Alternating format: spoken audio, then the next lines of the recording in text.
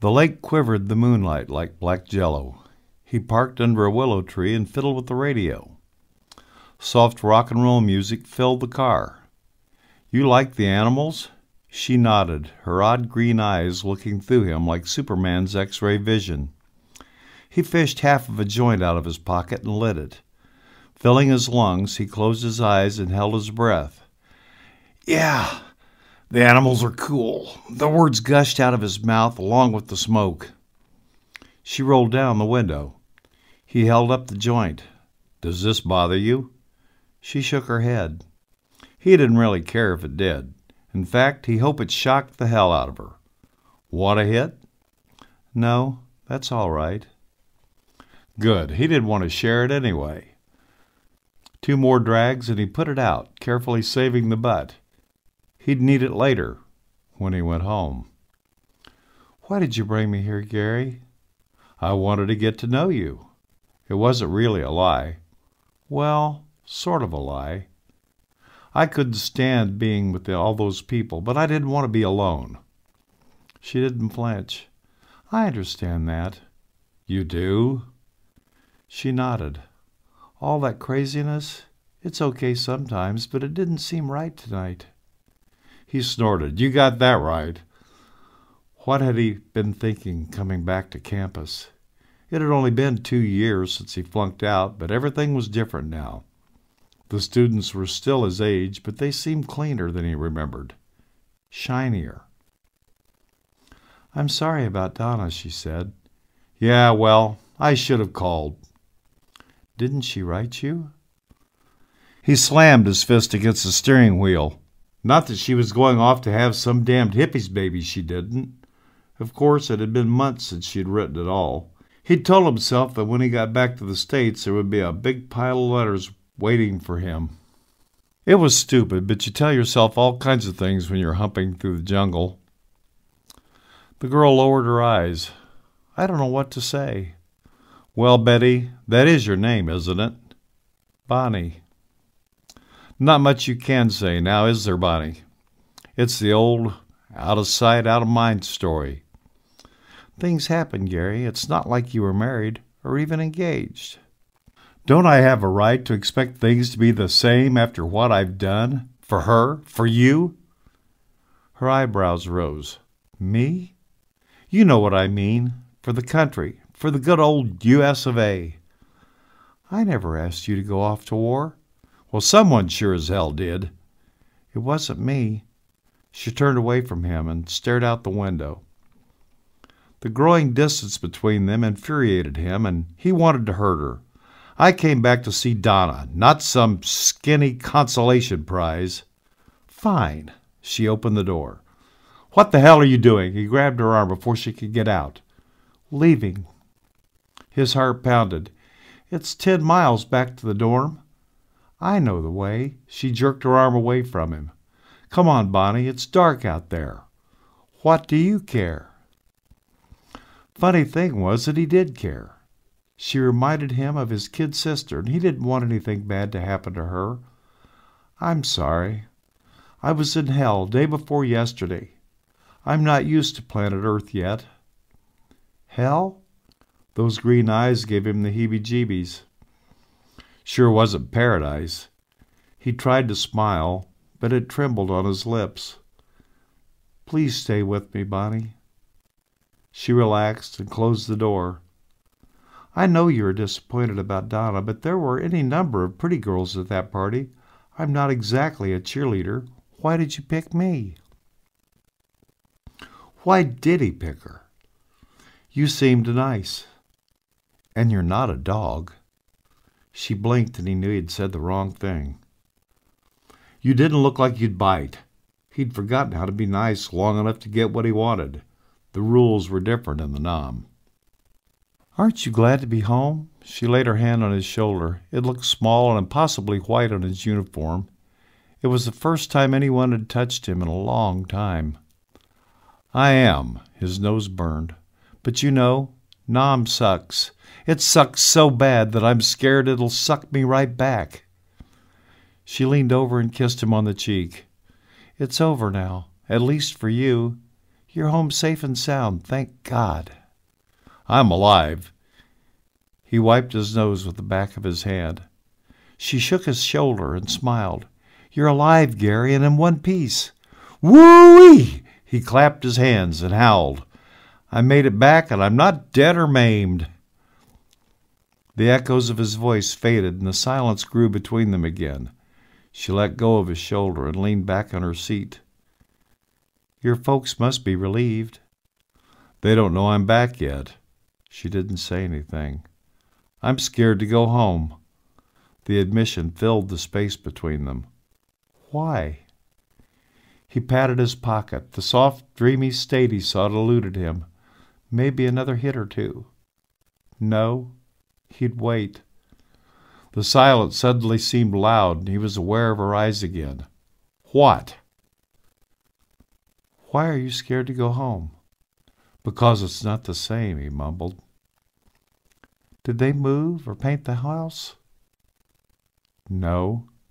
Then it's still the same. Maybe it's you that's changed. She had him there. I'm not ready to face my mother. She loves you? Yes. He never doubted his mother's love, not once. But then, what would she think if she knew about Nam? Really knew. She's proud of you, Gary. Was she reading his mind? I know, he growled. She pulled a tissue out of her purse and handed it to him. Why does that upset you? It doesn't. He blew his nose. You're their hero. I'm not a hero, he screamed at her. She shrank from him. I'm sorry. I'm sorry. He was afraid she'd try to leave again. I'm a crazy bastard. Don't mind me. Why are you yelling at me? I'm not a hero, he tried to explain. Okay. He took a deep breath. Maybe this was a bad idea. Do you want me to take you back? She looked at her watch.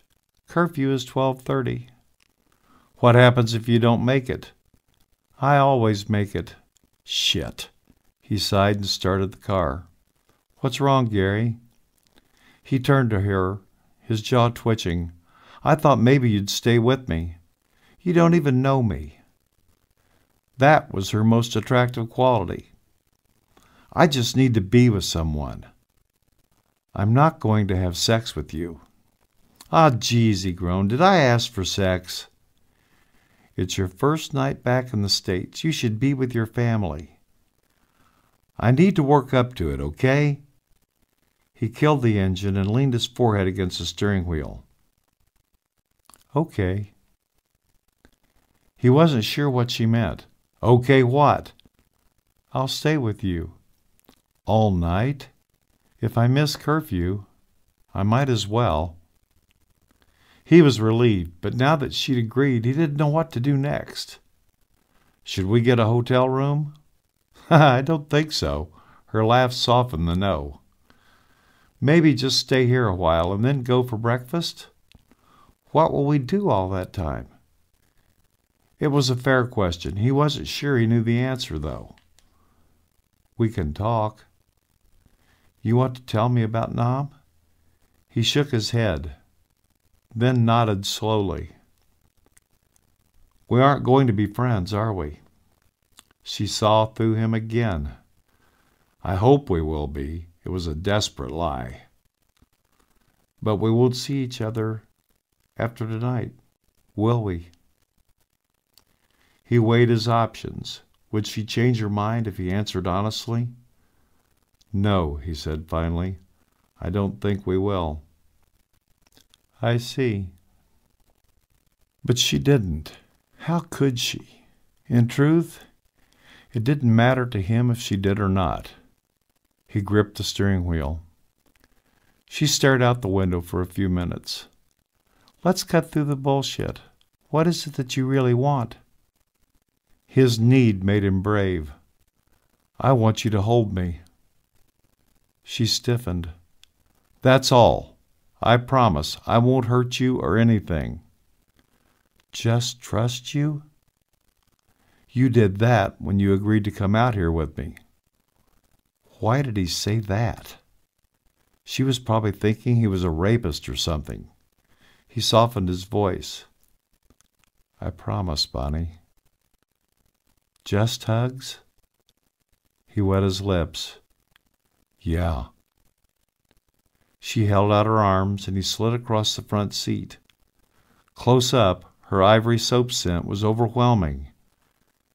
When he laid his head on her shoulder, her long shimmering hair brushed against his cheek. He snuggled closer, and she wrapped her thin arms around him. Her kindness overwhelmed him. Oh, my God, he murmured into her neck. My God, my God, my God. She stroked the back of his head. Shush. Outside the car, the wind rose and rustled the drooping willow branches. His sobs shook both of them. I'm so scared. Everyone is, sweetie. It was barely a whisper. He felt it rather than heard it. How can I go back to church? She rocked him in her arms. You don't have to. Things got all mixed up over there. I know. He knew that she didn't have a clue what she was saying. She was a 19-year-old sophomore. What the hell did she know about war? But as long as she held him, he didn't care. I hate what I did, who I am. I don't hate you, Gary. She kissed his forehead. It felt wonderful, but of course, if she really knew him, she'd hate him too. They all would. His sister, who looked up to him now, his dad, his mother. How could anyone understand? He wasn't fit for ordinary life. Maybe he'd go off by himself, be a hermit. No, he wasn't strong enough to go through life alone. Anguish overcame him, and he moaned, What am I going to do? She pulled back and put a hand on each cheek, holding his face inches from her own. Leave it here. No one will ever know. Just leave it here. Yeah, that's it. I'll leave it here. It was a great solution. He'd push it all out of his thoughts. The old out-of-sight, out-of-mind solution. He curled back up in her arms and closed his eyes. Lightning split the sky over the dark lake, and big drops of rain splattered down on the roof of the car. It reminded him of the rain in Nam, and that reminded him of the flooded rice paddies, and that reminded him of the people in their peaked straw hats bent over in the fields, and that reminded him of the water buffalo, and that reminded him of... Shit! He opened his eyes. I can't leave it here, he said. She tried to move, but he clung to her. I don't have any answers, Gary. I'm a kid, just like you. You're going to have to figure it out for yourself. He stared at the raindrops beating against the windshield. She was right. It was foolish to think it would go away in one night. He had a lifetime to concentrate on forgetting. He shivered at the prospect. Are you okay? She whispered. Just hold me.